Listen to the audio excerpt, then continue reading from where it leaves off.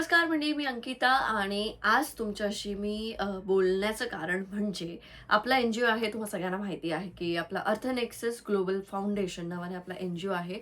जो NGO health, education आणि animal वेलफेअरसाठी काम करतो. हेल्थ सेक्टरमध्ये काम करताना मला स्वतःला बरेच अनुभव आलेत. काही जणांनी फायदा घेतलाय, काही जणांनी मनापासून आशीर्वादही दिलेत. तर फायदा घेतला हे मी तुम्हाला एक थोडक्यात सांगते. म्हणजे एखाद्या ठिकाणी मदतीची गरज आहे, तर ती मदत करण्यासाठी जेव्हा आम्ही पुढे सरसावलोय, मी पुढे सरसावले आणि ती गोष्ट जेव्हा हायलाइट झाली त्यानंतर ते जे पेशंट्स आहे, नातेवाईक वगैरे आहेत, ते मॅनेज होतात. त्यांच्यापर्यंत पैसे पोहोचतात आणि त्याच्यानंतर त्यांना काही पडलेली नसते, की आपला पेशंट बरा होऊ दे किंवा नको होऊ दे.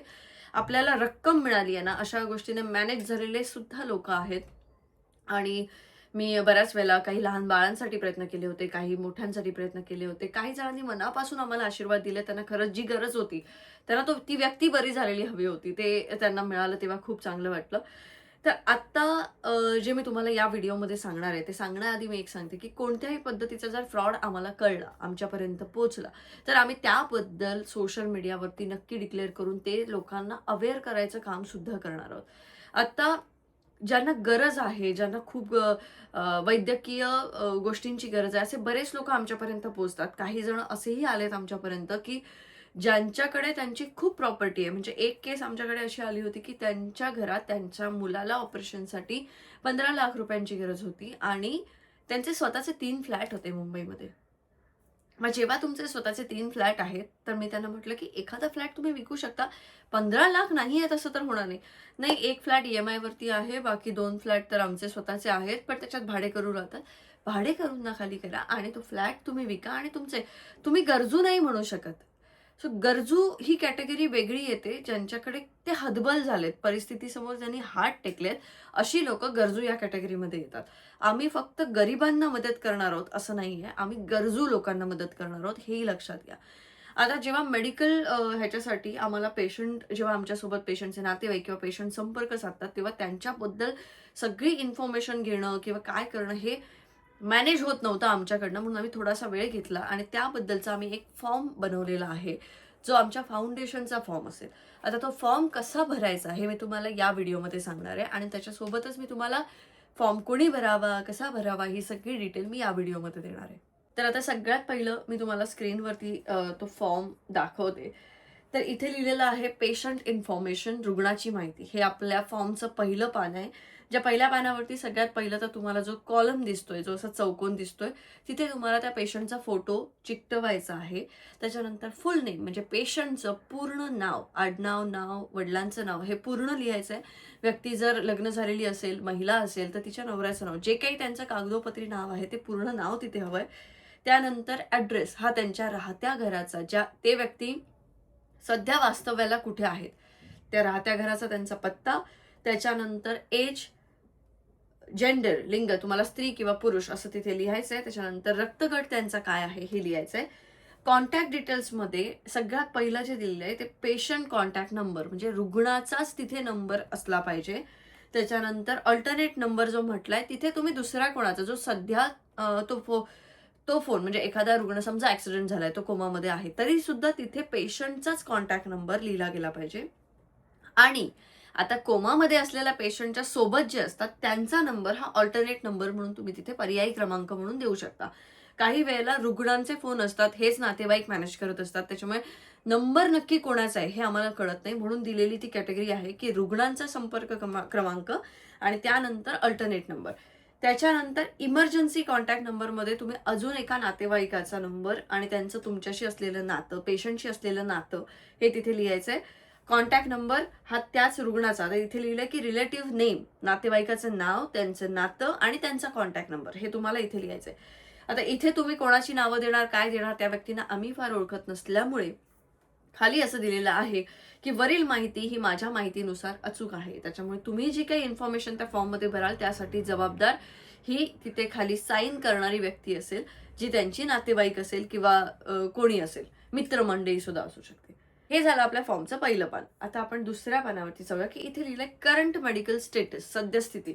आता जेव्हा एखादा पेशंट ऍडमिट असतो तेव्हा त्याला काय झालंय किंवा काय नाही, कुठे झालं, घटना काय घडली किंवा काय त्यांना आजार पहिल्यापासून होता, ह्या सगळ्या गोष्टींबद्दल ना आम्हाला खूप सारे WhatsApp मेसेजेस येतात. WhatsApp मेसेजेस वाचून आम्हाला ती माहिती शॉर्टमध्ये लिहिणं शक्य होत नाही. त्यामुळे इथे तुम्ही स्वतः ही सगळी माहिती आम्हाला लिहून पाठवणार आहात, ज्याच्यामध्ये लिहिलेलं असेल की ह्या व्यक्तीचं नाव असं-असं आहे. ही व्यक्ती अमुक-अमुक ठिकाणाहून अमुक-अमुक ठिकाणी जात होती. मग तिथे तिचा ॲक्सिडेंट झाला. मग त्यावेळेला तिथे काय झालं? मग कुठच्या हॉस्पिटलला नेलं गेलं? काय झालं? जे काही तुम्हाला बोलायचं असेल, जे काही तुम्हाला सांगायचं असेल, ते तुम्ही या पानावरती तुम्ही ते पूर्ण लिहायचं आहे, की करंट मेडिकल स्टेटस काय आहे? सद्यस्थिती काय आहे? आता जाऊया आपण तिसऱ्या पानावरती. तिसरं पान आहे, की टाइप ऑफ हेल्प रिक्वायर्ड. तुम्हाला आता कोणत्या प्रकारे मदतीची गरज आहे. जसं की मेडिकल एक्सपेन्स तुम्हाला हवा आहे, तर तुम्ही तिथे टिक करू शकता. शस्त्रक्रिया सहाय्य असं आम्ही जे लिहिलंय, म्हणजे सर्जरी सपोर्ट, एखाद्या सर्जरीसाठी तुम्हाला काही हेल्प हवी आहे, तर तिथे टिक करायचं आहे. औषधोपचारांचीच फक्त मदत हवी आहे, की ते लिहायचं आहे. अदर काही असेल, इतर काही गोष्टी असतील, तर ते लिहायचं आहे किंवा हे सगळंच मला हवंय, तर ते तसं तुम्ही करायचं आहे.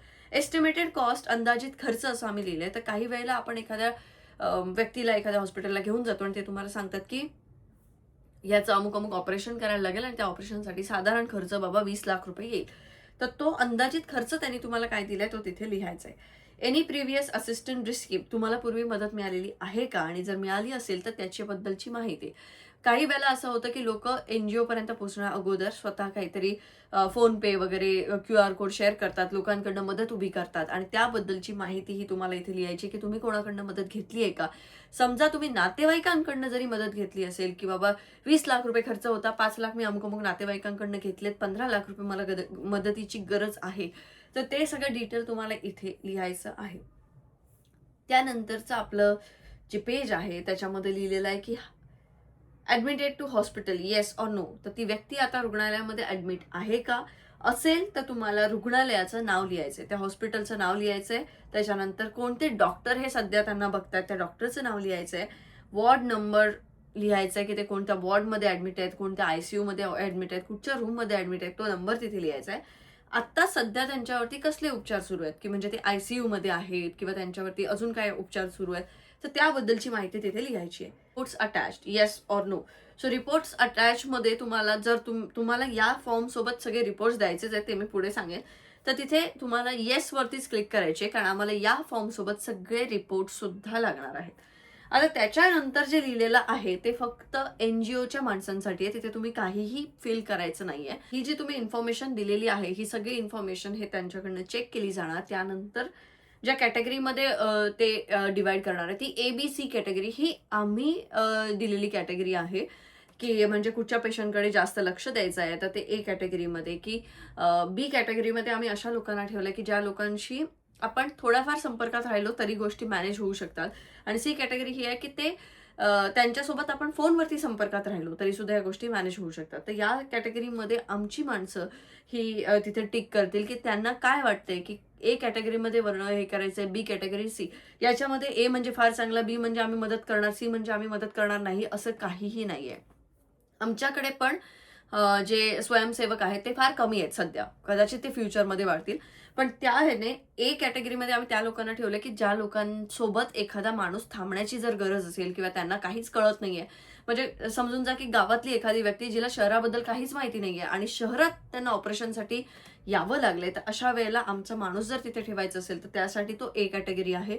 बी कॅटेगरी जसं मी तुम्हाला म्हटलं, की एखादा माणूस जाऊन येऊन राहिला, फोनवरती त्यांच्या संपर्कात राहिला तरी ते मॅनेज करू शकतात. त्यांना थोडीफार शहराबद्दल माहिती आहे. त्याच्यामुळे ते बी आणि सी कॅटेगरीमध्ये ते सगळं मॅनेज करू शकतात. फक्त आपण त्यांच्याशी फोनवरती संपर्कात राहू शकतो आणि मग सगळं मॅनेज होऊ शकतं, अशी सी कॅटेगरी. सो असे ते कॅटेगरी आहे. त्यामुळे त्याबद्दल गैरसमज नसावा.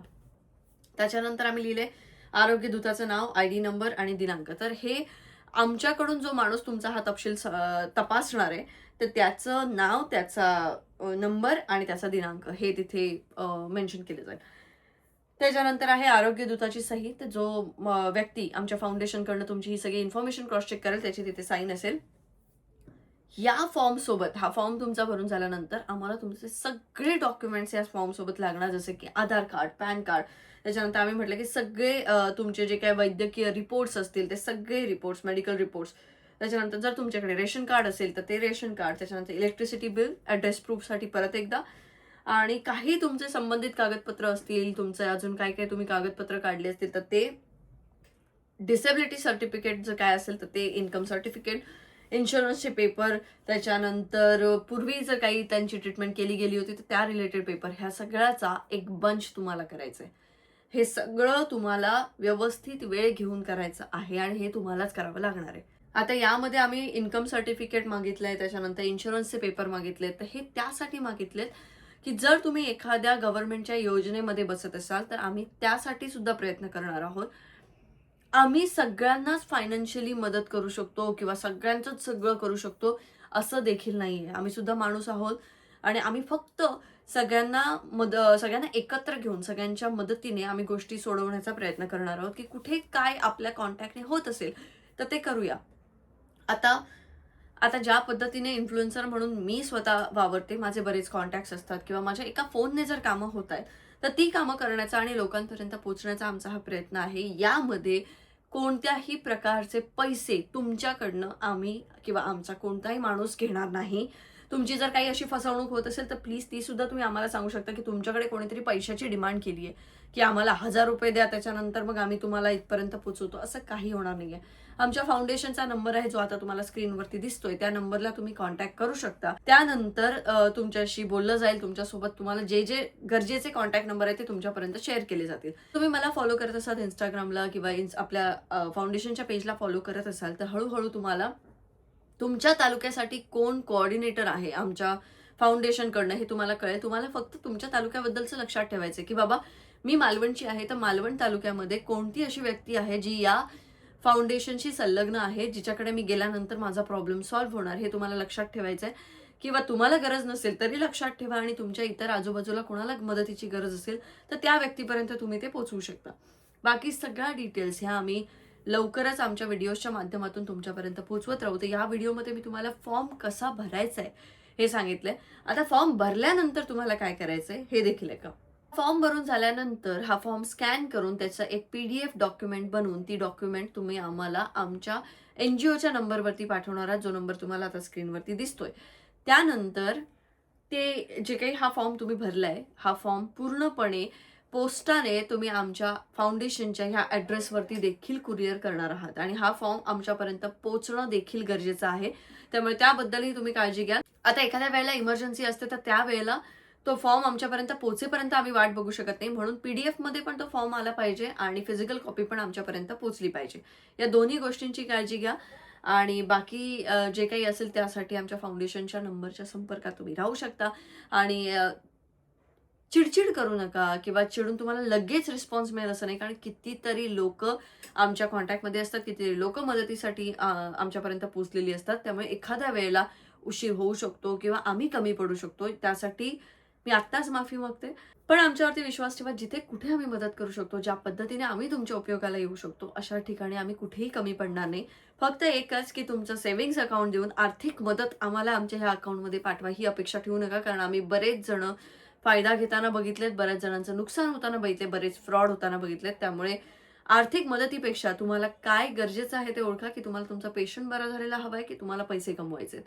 या 2 गोष्टींचा विचार करा आणि त्यानंतर हा फॉर्म भरा.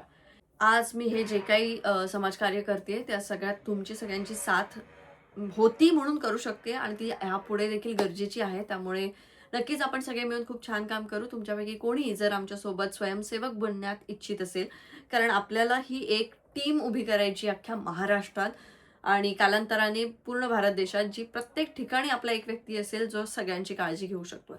तुम्ही आमच्या फाउंडेशनच्या नंबरवरती सुद्धा त्यासाठी संपर्क करू शकता, व्हॉट्सअप मेसेज करू शकता आणि तुम्ही तुमची इच्छा आमच्यासमोर व्यक्त करू शकता. या व्लॉगमध्ये एवढंच मला तुम्हा सगळ्यांना याबद्दल माहिती द्यायची होती. बाकी आपले व्लॉग्स तर येतच राहतील. भेटू पुन्हा.